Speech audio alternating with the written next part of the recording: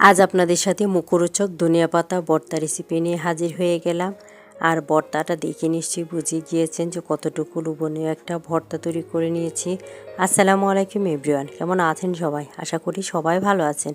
আমিও আলহামদুলিল্লাহ ভালো আছি। ভর্তা বানানোর জন্য একটা বড় পাতিলে আমি দিয়ে দিচ্ছি এখানে হাফ কেজিরও বেশি ধনিয়া পাতা।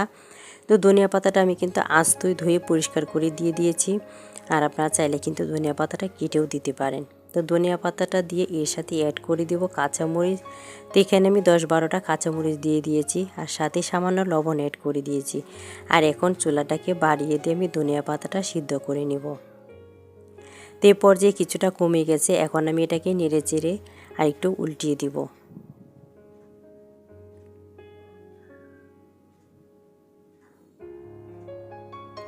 এই ভর্তাটা আপনারা কিন্তু খিচুড়ি বা চিতই পিঠা বা যে কোনো পিঠার সাথে কিন্তু আপনারা পরিবেশন করতে পারেন। যে পিঠার সাথে আমরা ভর্তা খেতে পছন্দ করি, এইসব পিঠার সাথে কিন্তু এই ভর্তাটা বানিয়ে খেয়ে নিতে পারেন।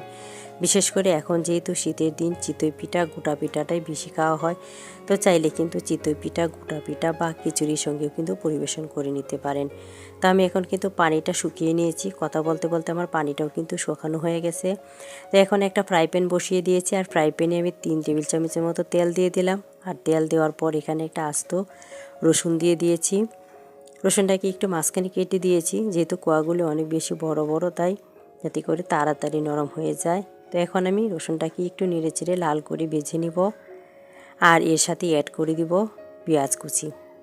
তো পেঁয়াজ কুচিটা কিন্তু বেশি লাল করতে হবে না, সামান্য একটু নিতে গেলে কিন্তু নামিয়ে নিলে হবে। কারণ অনেকেই কিন্তু কাঁচা পেঁয়াজ পছন্দ করে না, তারা চাইলে কিন্তু আমার মতো এভাবে পেঁয়াজটাকে একটু নেড়ে চেড়ে নরম করে নিতে পারেন।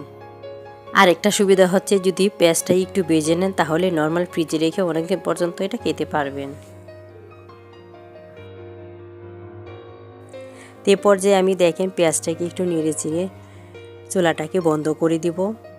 তো চুলাটাকে বন্ধ করে দিয়েছি। আর এখন যে আমি আগে সিদ্ধ করে রেখেছিলাম পাতাটা, সেই পাতাটা কিন্তু হালকা ঠান্ডা হয়ে গেছে। আর এখন আমি পাটায় দিয়ে এটাকে বেটে নেব। এক্ষেত্রে আপনারা চাইলে পাটার পরিবর্তে কিন্তু ব্লেন্ডার যে জার সেটাতেও করে নিতে পারেন। সেই ক্ষেত্রে অবশ্যই ব্লেন্ডার জারটা শক্তিশালী হতে হবে, 1000 ওয়াটের নিচে হলে করতে যাবেন না। এখন কিন্তু আমি ম্যাজিকের মতো ভর্তাটা করে নিচ্ছি। আর যদি পাটায় ভর্তা করে নেয় সেটা স্বাদই তো আলাদা। তো চেষ্টা করবেন পাটায় বেটেই করে নিতে, এতে করে যে স্বাদ পাবেন তাতে কিন্তু অন্য কিছুতে পাবেন না। তো ভর্তাটা কিন্তু আমার একেবারে বাটা হয়ে গেছে আর আমি একেবারে মিহি করে বেটে নিয়েছি। যারা এখন আমার চ্যানেলটা সাবস্ক্রাইব করে নাই, চাইলে চ্যানেলটা সাবস্ক্রাইব করে আমার পাশে থেকে যেতে পারেন। পাশে থাকা বেল আইকনটা প্রেস করে রাখবেন, এতে করে প্রথম নোটিফিকেশানটা আপনার কাছেই চলে যাবে। ভিডিওটা যদি ভালো লাগে ফ্রেন্ড ও ফ্যামিলির সাথে শেয়ার করে দিবেন। বেশি ভালো লাগলে একটা লাইক দিতে ভুলবেন না। তো ভর্তাটা বাটা হয়ে গেছে, এখন আমি এটাকে দলা করে নিচ্ছি। আর দলা করা হয়ে গেলে এরপর আমি এখানে যে আগে থেকে পেঁয়াজ আর রসুনটা ভেজে নিয়েছিলাম সেটাও অ্যাড করে দিলাম। তো ভর্তাটা আমি কিন্তু পাটাই একেবারেই কমপ্লিট করে এরপর প্লেটে তুলে নিব। তো এ পর্যায়ে চাইলে কিন্তু আপনারা একটু সরিষার তেল ব্যবহার করতে পারেন।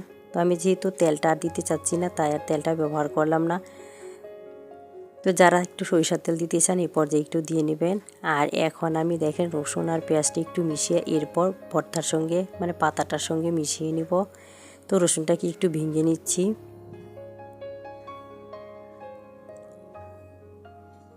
এ পর্যায়ে চাইলে কিন্তু আপনারা আরেকটু লবণও চেক করে অ্যাড করে নেবেন।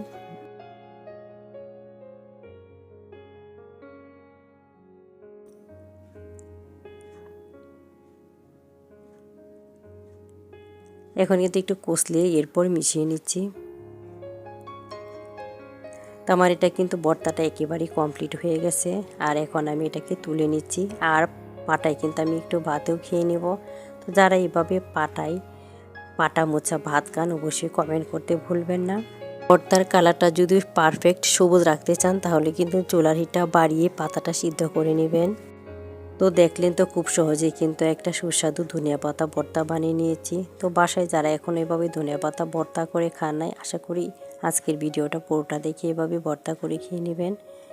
গরম ভাতের সাথে তো কোনো কথাই নেই, এক প্লেটের জায়গা কিন্তু দেখবেন 2 প্লেট শেষ হয়ে যাবে খেতে খেতে।